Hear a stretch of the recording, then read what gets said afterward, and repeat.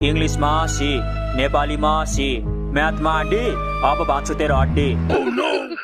सामाजिकमा C, ओपिटीमा D. हन तैले नर्सरीमा सी र डी मात्र पढेको थिइस् कि क्या हो? होइन बाबा, ए र बी पनि पढेको थिए। अनि खोइ त ए र बी को त नाकमुखै देख्दिन त। ए र बी को नाकमुखै हुँदैन अनि कसरी देख्नुहुन्छ त बाबा? चुप लाग, अझ बढ्ता बोल्छस् तँलाई भारी बोक्नु पठाउँछु पक। साइन्समा के आएछ? धन्न साइन्समा चाहिँ एनजी आएछ।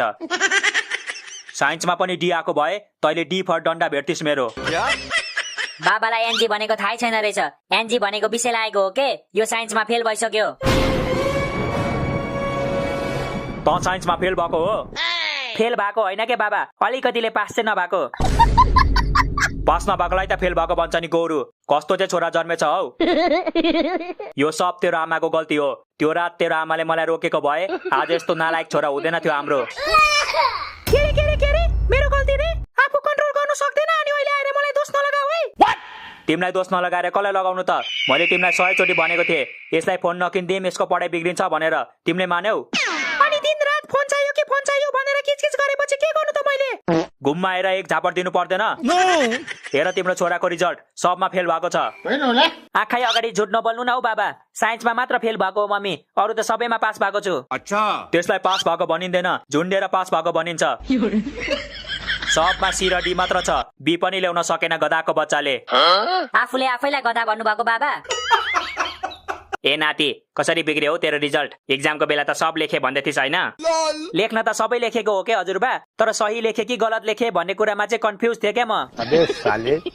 म पनि एउटा कुरामा कन्फ्युज भइरहेको छु। के कुरामा बाबा? तँलाई चप्पलले हानुम कि जुत्ताले हानुम भन्ने कुरामा। तैले गर्दा हाम्रो परिवारको नाम खराब भयो। आजसम्म हाम्रो परिवारमा कोही फेल भएको थिएन। फेल हुनलाई त पढ्नु पर्यो नि। 5 क्लास भन्दा माथि कोही पढेका छैनन् अनि कसरी फेल हुन्छन् त? बात त सही है। म बरु 10 क्लाससम्म पढे। तेरो बाउको खानदान होइन नपढ्ने चाहिँ। मेरो माइतीपट्टिको त सब पढिरहेका छन्। हो सब पढिरहेका छन्। त्यही भएर त बिरालोले बाटो काट्दा एक पाइला पनि अघि बढाउँदैनन्।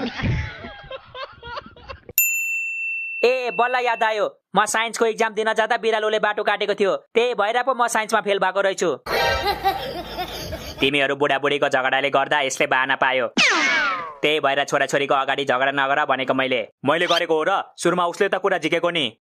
कुरा मात्र होइन, धेरै बोल्यो भने अहिले छुरा पनि झिक्छु म।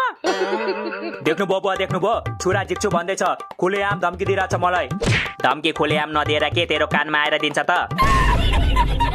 ए बुवा, तपाईँ पनि खाली बुहारीको साइड लिनुहुन्छ भन्या। मैले कसैको साइड लिएको होइन, तिमीहरू दुईजनालाई नै भनेको। केटाकेटी जस्तो झगडा नगर। नाति एसीमा फेल भएको छ, अब के गर्ने त्यतातिर ध्यान